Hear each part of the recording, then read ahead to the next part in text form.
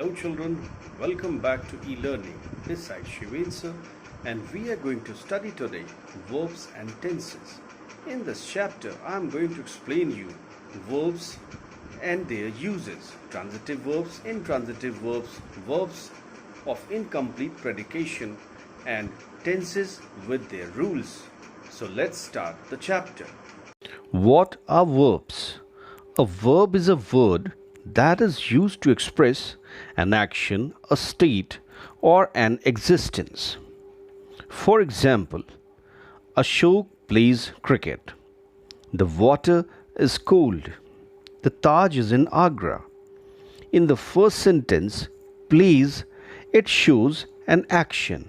In the second sentence, the verb is, it shows the state of water. And in the third sentence, the verb is shows the existence of the Taj. Now let's study transitive verbs, intransitive verbs, and verbs of incomplete predication. Transitive verbs. The verb that requires an object to complete its sense is a transitive verb. For example, he kicked the ball. She invited all her friends to the party. In these two examples, the verbs kicked and invited, these are transitive verbs. How did we come to know that these are transitive verbs? Because after these verbs, objects are there. To find out objects, we should make a question with what, whom, or for whom to the verb. If we get the answers, it means there are objects, and if we don't get the answer of these questions, it means there are no objects.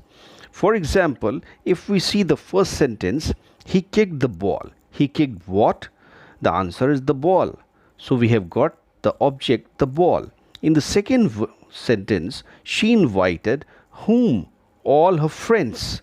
So the object is all her friends. Now let's see intransitive verbs. The verb that doesn't require any object to complete its sense is an intransitive verb. For example, Jack walked slowly to the school and we traveled to London. In the first sentence, let's see whether object is there or not, and in the same way we have to make questions to find out objects. Jack walked whom? Jack walked what? Jack walked for whom? In fact, the questions are baseless here, and certainly we are not going to get any answer for these questions. It means there isn't any object in this first sentence. Similarly, in the second example also, if we make a question with what, whom, or for whom to the verb traveled, we won't get any answer, and it means the verb traveled is an intransitive verb. Now let's see verbs of incomplete predication. A verb which requires a word or group of words to complete the predicate is called a verb of incomplete predication. Such verbs are be verbs like is, am, are, was, were, appear, become, look, seem, etc. Let's see the examples. This is Rajan, my friend. Jawaharlal Nehru was the first Prime Minister of India. You look very sad today. He became a great leader. All these underlined verbs are verbs of incomplete predication, and the phrase written after these verbs are complements of these verbs. In the first sentence, Rajan, my friend, is the complement of the verb is. In the second one, the first Prime Minister of India is the complement of the verb was. Very sad today is the complement of the verb look. A great leader in the fourth sentence is the complement of the verb became. We can classify verbs into main verbs and auxiliary verbs or helping verbs. Main verbs. The main verbs are also called principal verbs. Main verbs can be used alone or they can be used with helping verbs. For example, he works very hard to earn money. Works is the main verb. They are playing volleyball. Playing is the main verb in this second example, and are is the helping verb. What are helping verbs? as it is very clear by the name itself, helping verbs. They are helping in nature. Their work is to help the main verbs, to assist the main verbs. Auxiliary verbs or helping verbs are used with main verbs to show tense, etc., or to form questions. For examples, he is washing clothes. They have completed their work. Do you like swimming? Can you repair this fan? In these four examples, is, have, do, and can, these all are helping verbs, and washing, completed, like, and repair are the main verbs. Auxiliary verbs can be primary auxiliary verbs and modal auxiliary verbs. Primary auxiliary verbs like is, am, are, was, were, has, have, had, do, does, did. These all are auxiliary verbs. Primary auxiliary verbs and modal auxiliary verbs, will, would, shall, should, can, could, may, might, etc. These are modal auxiliary verbs.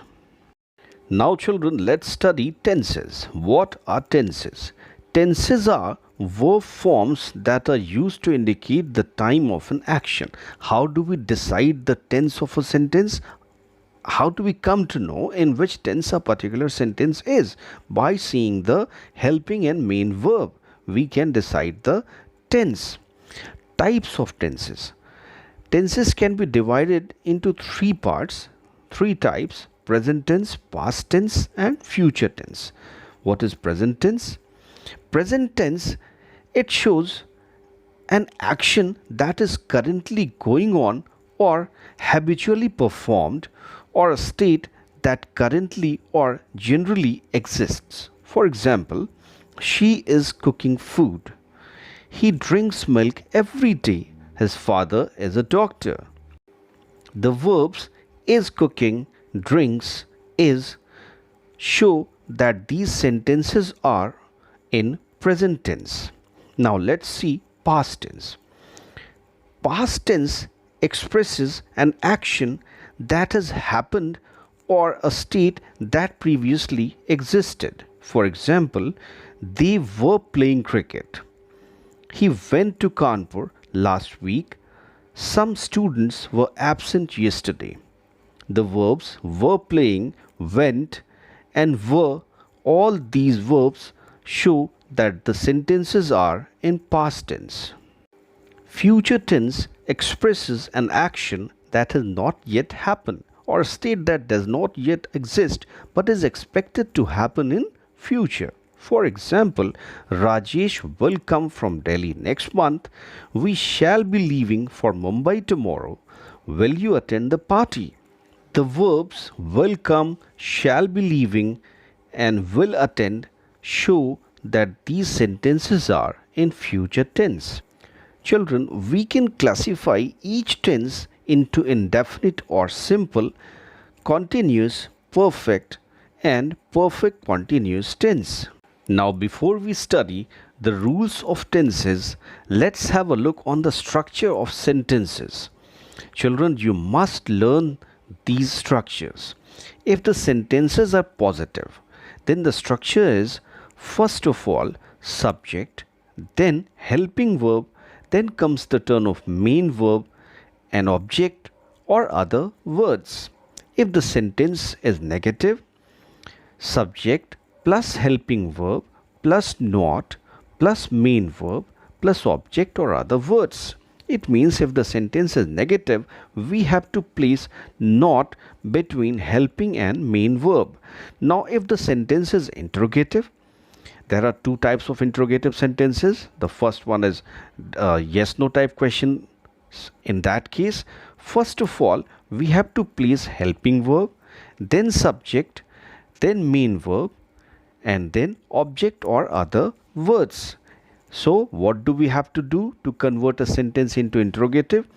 We have to place the helping verb before the subject. And if the sentence is a WH or H type question, in that case, we have to put the question word before the helping verb. And now the structure will be question word, then helping verb, then subject, main verb, and then objects and other words. And if the sentence is interrogative negative, again we have to place not before the main verb. Now let's see rules of tenses. First of all, present indefinite tense. If the sentence is a positive and the tense is present indefinite, then in that case we have to use s or es with first form of the main verb when the subjects are he, she, it and all the singular numbers. Or if the subjects are I, we, you, they and all the plural numbers, we have to use only first form of the main verb. And if the sentence is negative or interrogative, we have to use helping verbs do or does. When do we use do and when do we use does? We use does when the subjects are he, she, it and all the singular numbers, and do when the subjects are I, we, you, they and all the plural numbers. Children, take care with do or does. Never use any s or es form. Only base form of the verb should be used. Let's see the examples.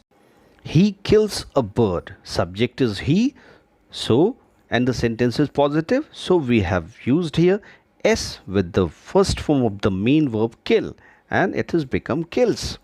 In the second sentence, the sentence is negative one and the subject is of plural number. We have to use do not.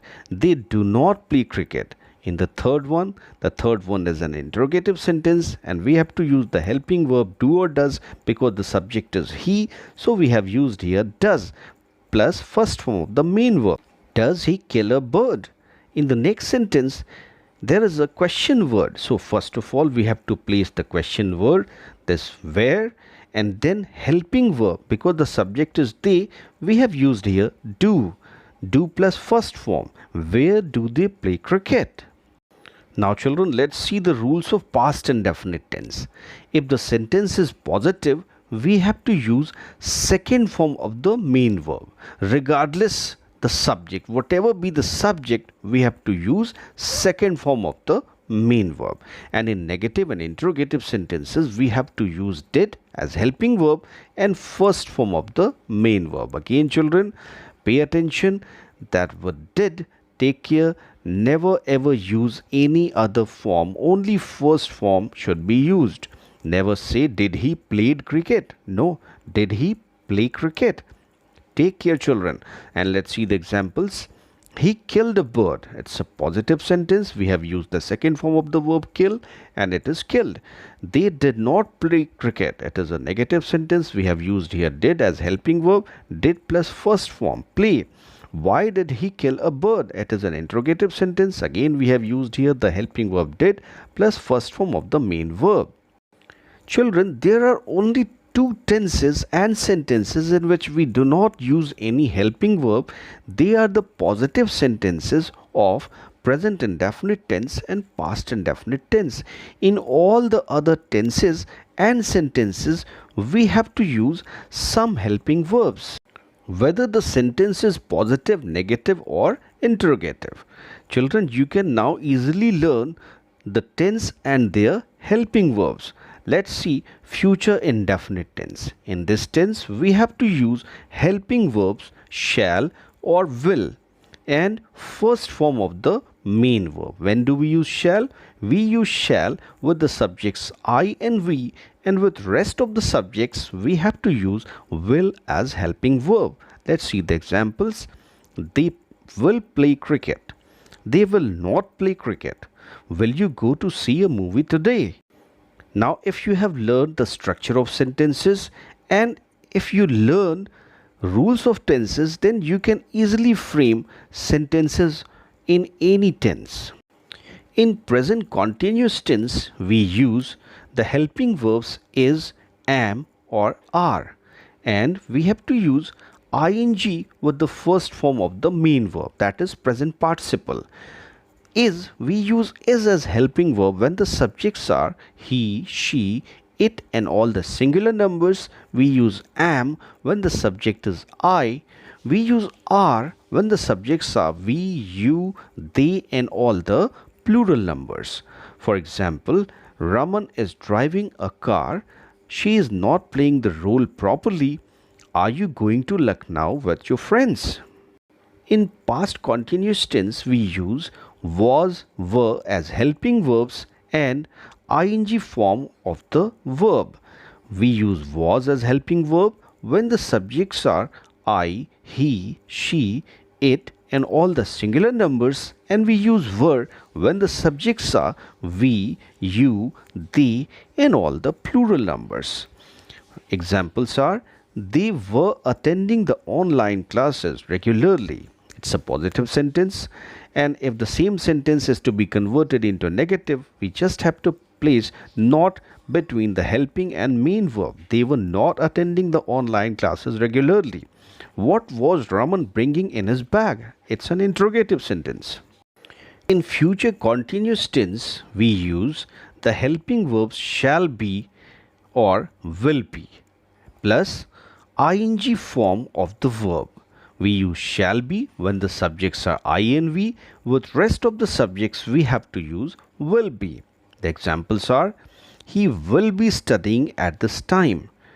If the sentence is negative, we have to place not between will and be. Rajesh will not be doing his work. And if the sentence is interrogative, we have to place only will before the subject, not will be. For example, what will you be doing at this time tomorrow? Now let's see present perfect tense. In present perfect tense, we use helping verbs has and have, and third form of the main verb. We use has when the subjects are he, she, it, and all the singular numbers. We use have when the subjects are I, we, you, they, and all the plural numbers. Examples are she has completed her work. They have not invited Raman to the party. Have you prepared your lesson? In past perfect tense, we use had as a helping verb and third form of the main verb. She had completed her work. They had not invited Raman to the party. Had you prepared your lesson? And now let's see future perfect tense. In future perfect tense, we use the helping verbs will have or shall have and third form of the main verb. When do we use shall have? We use shall have when the subjects are I and we, and with rest of the subjects we have to use will have. For examples, she will have completed her work. It's a positive sentence. In the negative sentence, children take care, we have to place not after will.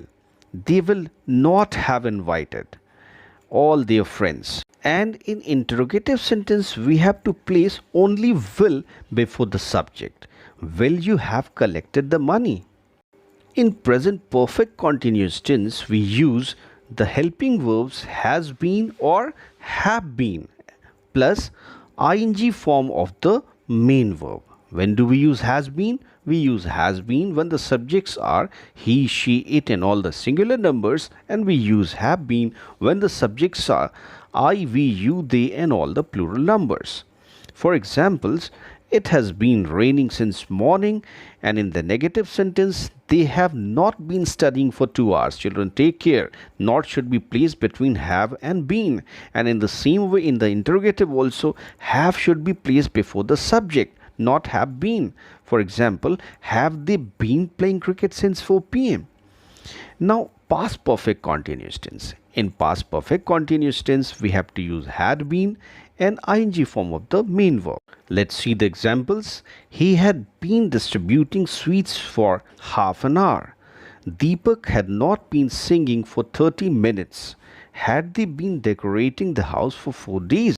Let's see future perfect continuous tense. In this tense, we use the helping verbs will have been or shall have been plus ing form of the main verb.